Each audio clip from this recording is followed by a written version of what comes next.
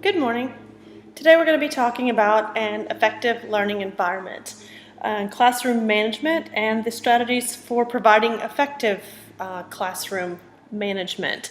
We'll also be discussing ways to keep students interested in the lesson and ways to avoid interruptions, ways to keep them interested and alert and have as much instruction time as possible. So then we're going to effective instructions. The most effective approach to classroom management is effective instruction. I know you probably can't see this, but we'll be posting the PowerPoint that you can follow along with as well. You don't need to be, as I say in the PowerPoint, you don't really need to be a drill sergeant. You don't need to be hardcore. You need to be firm and establish classroom rules early. But as long as the message is interesting and effective, students will stay engaged, and that's one way to keep their interest, is to have interesting material presented in an interesting way. One other thing I did forget, discipline is another thing we'll be talking about. And discipline is described as the methods used to prevent behavior problems from occurring, to respond to behavior problems, and to reduce the occurrence in the future.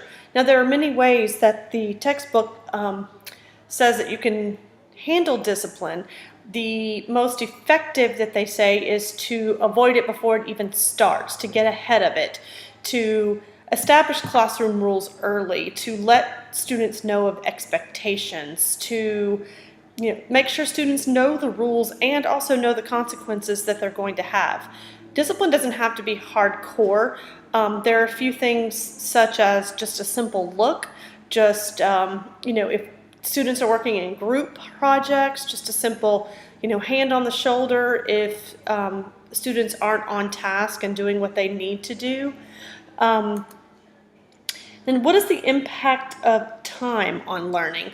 So we all know they try in the schools today to cram as much as they can into what is usually about a 6-hour day according to the textbook. I think that depends on school systems, but it's usually about a 6-hour day, usually 5 days a week, and most school systems are 180 days a year.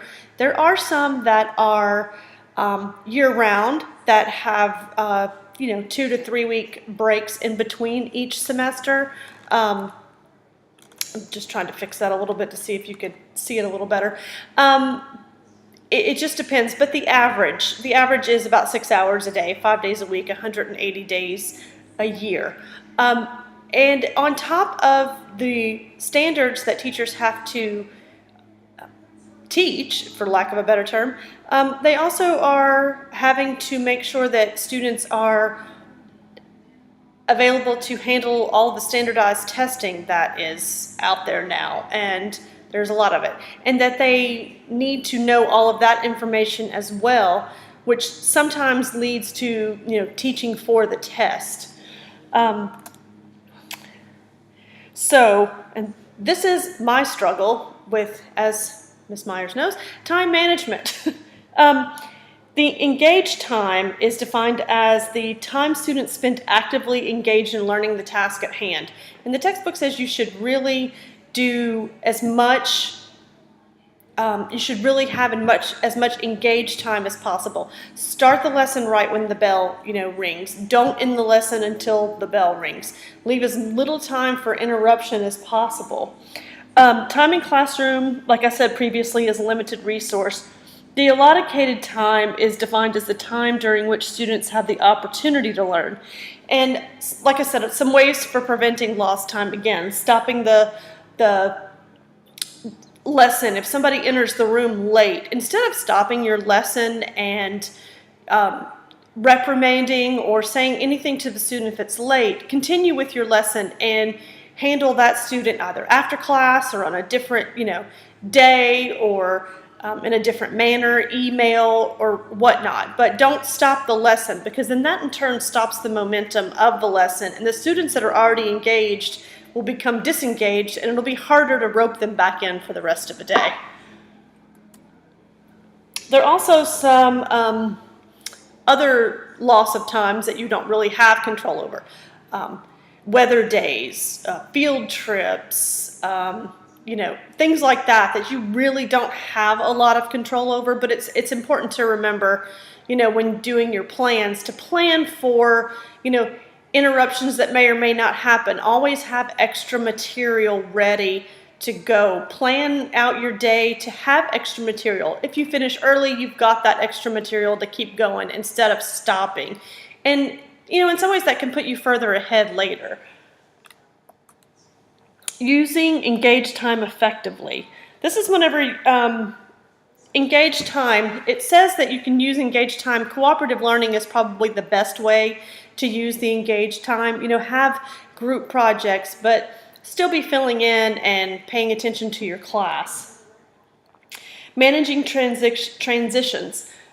This was interesting to me because I never really thought about having to transition if I'm going to be teaching high school, because I'm going to have different classes every day. But even within a 1-hour lesson, you need to learn how to transition from maybe one topic to another, or one task to another. So always make your signals clear. The students always need to know what those signals are, and they need to make the transitions at once. Like they know that if you pull the map down, that they have to pull out their maps to follow along and to color code. Something like that. Like they know that instantly, that you don't have to stop and tell them what to do. And those are established at the beginning of class or at the beginning of the school year when you're making your rules. They will learn that, but you need to establish those early. Maintaining accountability and group learning. Again, that was just maintaining the focus of the groups when they're learning. Like I said, a simple, hand on the shoulder if they're not on task, or a look, or, ask if you can help. Ask if there are questions that they may have. They may be off task because they don't truly understand what they're doing and they need you to help with that. What practices contribute to effective classroom management? From what I've read and everything, it says the first days of school are the most critical in establishing your classroom management. If you lose them in those first days of school, you've pretty much lost them for the year. Let them, again, know the rules, know the procedures, know the task, know the transitions. It's going to seem overwhelming to them at first, and, but if you explain everything, once they start doing them, it won't seem as overwhelming, and it'll make it a smoother transition for you and for the students later on. What are some strategies for managing routine misbehavior? The one thing that I found was to correct misbehavior in the least intrusive way possible. And there were some examples. I took the table from the book. You probably can't see it right here. It's a little odd. But I took the table from the book, and you can see that there are, some nonverbal cues, some verbal reminders, repeated reminders, and also the consequences of those actions. Again, preventing the behavior before they start and having interesting lessons will help with those behaviors and with those 10 characteristics of an effective, highly effective learning environment. I actually got this from a website. I looked up some resources for, to see if there were maybe other ways that you could have an effective learning environment. And pretty much everything says the same thing that the book goes through. What I did find interesting on this one is that it was leaning more towards the students, like making the students be more responsible for the effective learning environment. Teaching them how to ask the questions instead of just teaching them how to respond to them. Because making them learn how to ask effective questions in turn will help them ask effective questions of themselves when they're studying a lesson.